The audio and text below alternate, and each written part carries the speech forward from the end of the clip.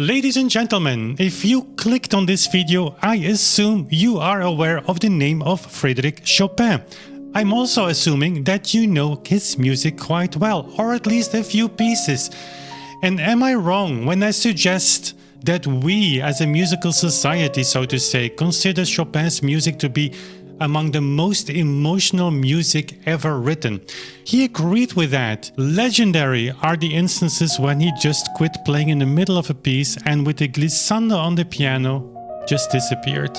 Apparently for Chopin, his music was too close to his heart to share with the audience. You could say he kind of hated this audience, almost as if he felt being served naked to a group of people that he didn't know well enough. But we love that aspect in Chopin's music. It's partly this what makes his music so unique. For instance, in this nocturne in D flat major.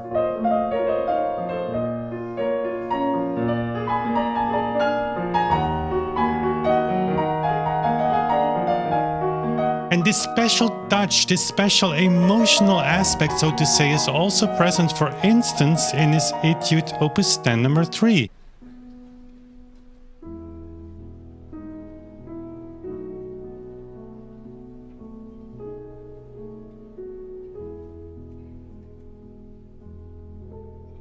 It almost seems that Chopin pieces like this have this special something, but they have also something else in common. Many of these pieces are actually played much slower than the metronome seemed to suggest. And in the cases of the D major nocturne or the Opus 10 number 3, many performers today still play that music in what we call here the WBMP, the whole beat metronome practice. And if you've never heard of the WBMP, well, we use our metronome in a very simple way. We take the note value in the metronome and every tick correlates with that note value.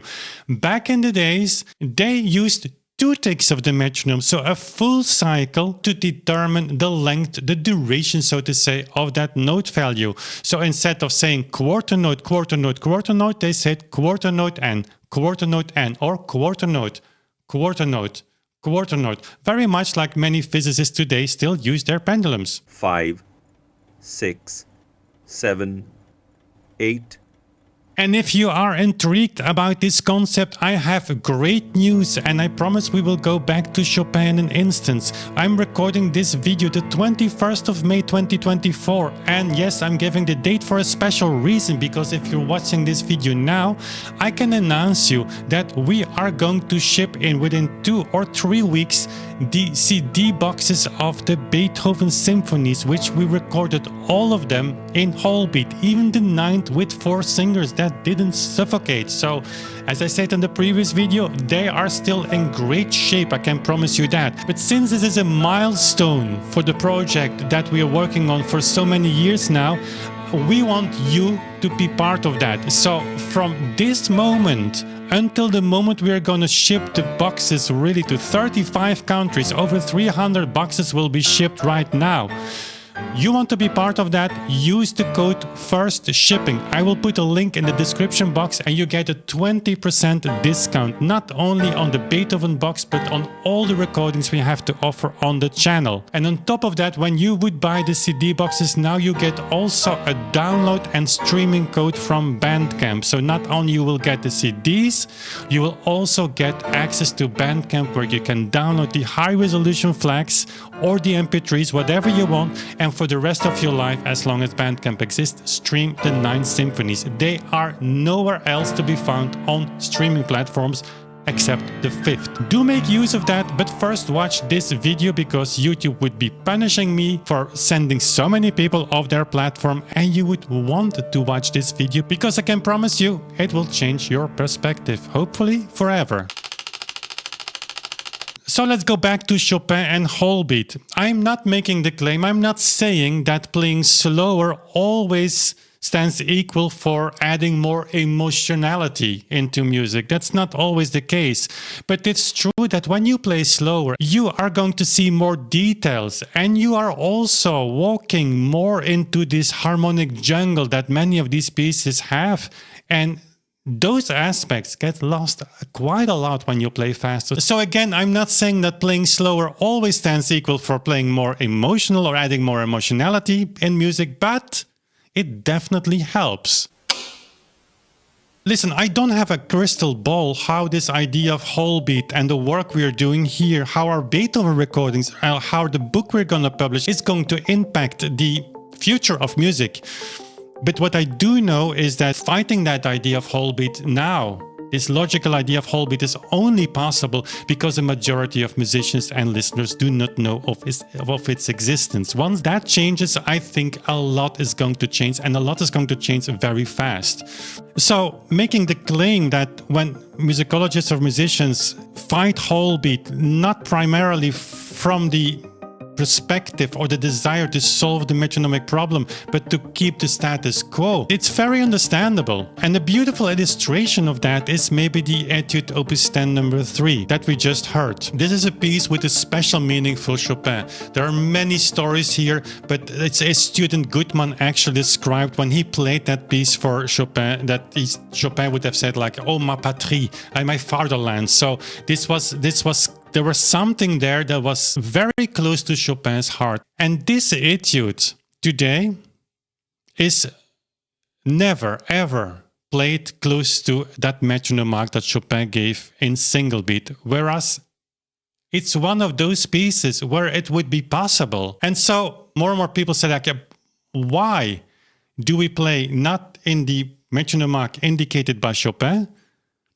especially in a piece where it would be possible? And that, of course, creates a dilemma. And in this specific case, like the Tristesse, I think it went already way too far and people started to like over-romanticize this piece, starting to play it extremely slow and slower and slower and slower. Something he kept there, which is the metronome number. Okay, wait, this is not completely correct. It was written first vivace, then he changed it into lento, but there was no metronome speed given while it was still vivace. So actually he didn't write any metronome speeds for the vivace, but then when he changed it into lento ma non troppo, he wrote the metronome speed 100 for eighth. So here there's the average tempo, what you can hear in most of the recordings.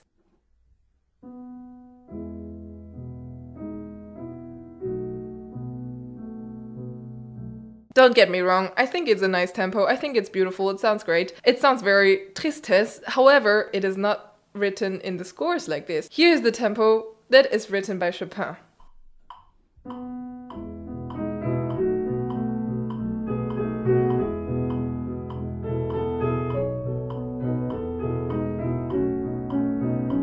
Now, in my opinion, I think it's a little bit too fast, let's say. Maybe I'm just also too used to all the slow recordings of this piece. And also, nowadays we know that there are some metronome numbers, especially in the Chopin etudes, where you know that it's just way too fast. Maybe there was a problem with his metronome or whatever, I don't know. However, even if we slow it down, like let's say from 100 to 80, it would still be way faster than most of the people are playing it. The main problem of this piece is the tempo.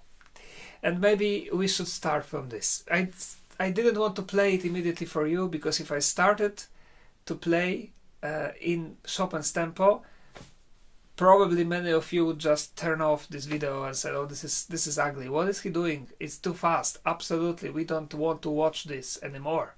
What I'm talking about? I'm talking about the original Chopin's tempo marking, which he wrote here in this etude. And I want to show it for you now first, and then let's talk about it. The original Chopin tempo is like this.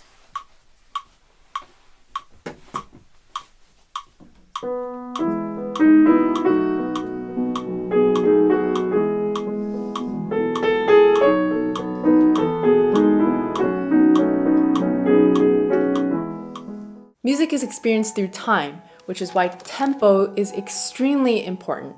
And I find that the tempo can really make or break a performance or a track. So how is it that we find the perfect tempo for a piece of music? I'm going to play Chopin's Opus 10 number 3.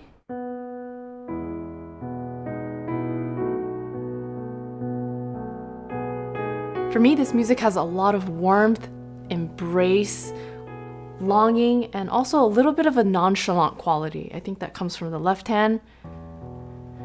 This rhythm. So this is one of those pieces where most people play it much slower than the written metronome marking. Chopin's marking is eighth note equals 100, which is this.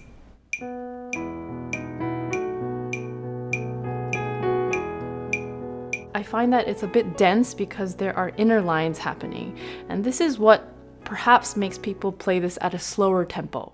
We could dive more into this. I will put the links of those videos in the description box. You can check the full videos out yourself and make up your mind. The strange thing is that that metronome mark at the same time is taken as a proof that we have to speed up this piece by quite a lot, almost double the tempo. And at the same time, that same metronome mark is abandoned instantly again to advocate for a slower tempo. So where do we arrive? Somewhere in the middle between single beat and whole beat. That seems not to make any sense at all, but surprisingly to many people this is sufficient as an answer. It becomes even stranger when you listen to the recordings that these musicians have made of this piece.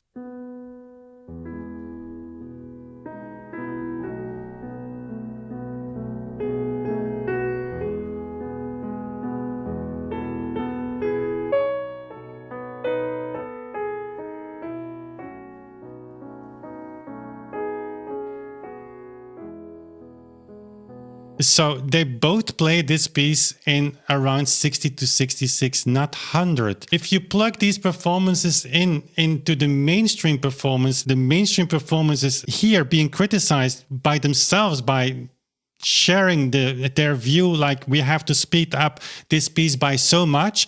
If you plug the performances of these musicians into the mainstream performance practice, you actually don't hear any difference.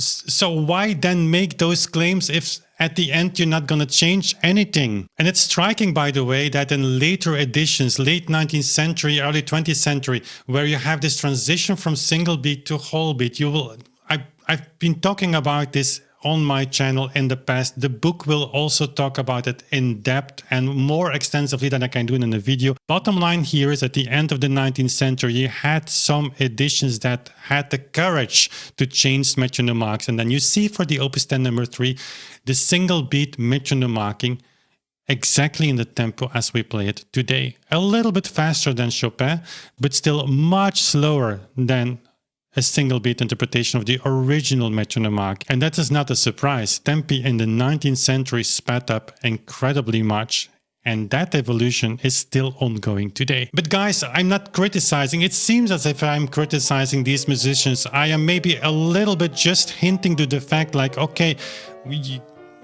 when you think about this and you think about this 5 minutes straight, you sit at your piano and you try things out, then it's easy to take a piece that allows you to play in double tempo, I would say, but you should also go to the other pieces. I mean, you should know that it doesn't make any sense, and maybe there's a little bit of an element of critique. You should maybe know better, but I'm also aware that all of us, we all live in our little bubble. We have all our very narrow perspective, and that's hard to change.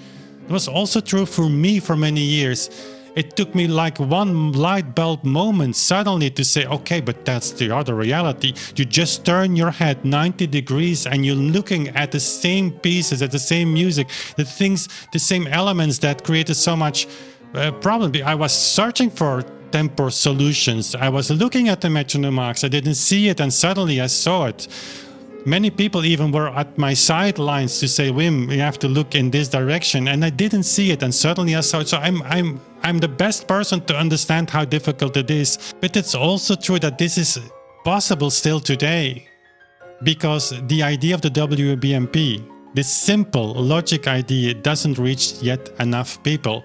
When that changes, everything will change. I'm sure of that.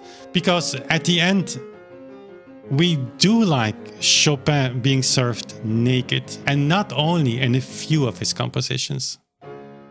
Thanks for watching. We see each other soon again.